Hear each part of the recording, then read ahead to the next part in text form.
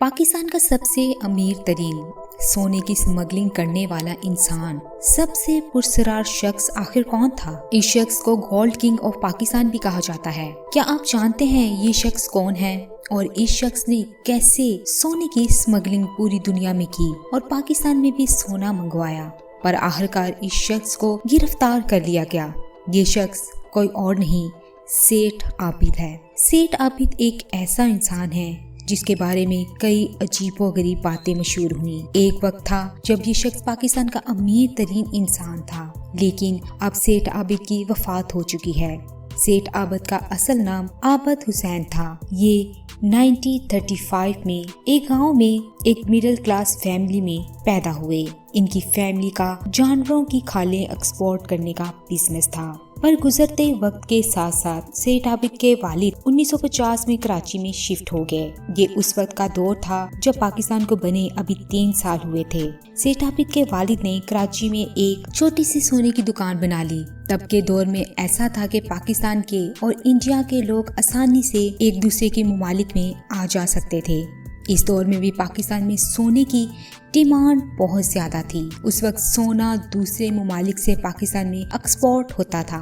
सेठ आबिद के वालिद भी दूसरे लोगों की तरह इंडिया से सोना मंगवाते थे और सेल करते थे। तब सेठ आबिद काफी छोटे थे, लेकिन उन्होंने अपने वालिद के साथ काम करना शुरू कर दिया। उन्हीं दिनों में सेठ आबिद की मुलाकात काशिफ भट्टी से हुई। ये वो आदमी था जो सोना लेकर इंडिया से और मिडिल ईस्ट से पाकिस्तान आता था। इन लोगों को ये लगता था कि ये सोना स्मगलिंग नहीं कर रहे, बल्कि सोने की तिजारत कर रहे हैं। सेठ आबिद का नाम उस वक्त इंडिया प्रेस में आया जब 1963 में टाइम्स ऑफ इंडिया में सेठ आबिद के बारे में खबर दी कि सेठ आबिद के इंडिया में भी ताल्लुकात हैं। अगले 2 साल तक सेठ आबिद इंडिया से सोना स्मगलिंग करके कराची लाता रहा। उनका काम काफी अच्छा चल रहा था, लेकिन ये बात अब काफी आगे तक जा चुकी थी। आखिरकार अप्रैल 1968 में सेठ आबिद को कस्टम अथॉरिटीज ने गिरफ्तार कर लिया। तब उनके पास से 3100 तोला सोना बरामद हुआ। सेठ आबिद को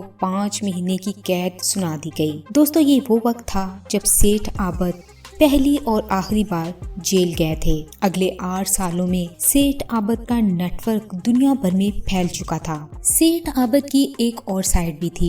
ये लोगों की खूब मदद किया करते थे। उस जमाने में किसी को मदद की जरूरत होती तो ये हजारों रुपए लोगों को ऐसे ही दे देते। सेठ आबिद गरीबों की काफी मदद किया करते थे। ये जरूरतमंद लोगों को उनकी शादियों में सोना भी दिया करते थे।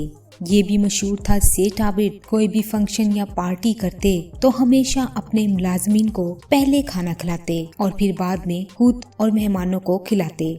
सेठ आबिद का ये हमेशा से असूल था। 1964 में सेठ आबिद ने हमजा फाउंडेशन भी बनाई और ये फाउंडेशन उन बच्चों के लिए थी जो सुन और बोल नहीं सकते थे। इसकी भी एक बहुत बड़ी वजह थी, क्योंकि सेठ आबिद के अपने बच्चे सुन और बोल नहीं सकते थे। सेठ आबिद के टोटल 7 बच्चे थे, जिनमें से 4 सुन और बोल नहीं सकते थे। सेठ आबिद कहा करते थे, ना तो मैंने किसी का खून किया है और ना किसी के जमीन पर कब्जा किया है। मेरा सोने की तिजारत का काम है और मैं ये हमेशा करता रहूंगा। पर जैसे ही जुल्फकार भट्टी का दौर आया, सेठ आबिद पर काफी सख्ती आ गई। ये 1970 का दौर था जब जुल्फकार भट्टी की तरफ से उनकी प्रॉपर्टीज पर कब्जा कर लिया गया और उन पर मुकदमे दर्ज कर दिए गए। पर सेठ आबिद को ये लोग ढूंढने में नाकाम रहे। इसके बाद जनरल ज़ियाउल हक का दौर आया और सेठ आबिद ने खुद को हुकूमत के हवाले कर दिया। तब सेठ आबिद को उनकी प्रॉपर्टीज वापस कर दी गई। सेठ आबिद की कराची में भी काफी जायदादें हैं। सेठ आबिद की तरफ से काफी तरह तरह की बातें भी मशहूर हुई कि अगर मेरे गोल्ड के काम में रुकावट ना डाली जाए तो मैं पाकिस्तान का सारा कर्जा उतार दूंगा। सेठ आबिद बैनुल अक़वामी स्मगलिंग केस उस जमाने में कौमी असम्बली समेत बड़े बड़े अवानों में उठाया गया था और ये उस वक्त के अखबारात की सबसे बड़ी हेडलाइंस और फ्रंट पेज खबर हुआ करती थी। गुजरते वक्त के साथ साथ सेठ आबिद ने गोल्ड का काम खत्म कर दिया और प्रॉपर्टी के बिजनेस में आ गए। 1990 में सेठ आबिद लाहौर के सबसे बड़े प्रॉपर्टी डेवलपर बन गए। उनका ये कारोबार उनके बेटे सेठ हाफिज अयाज अहमद चलाते थे।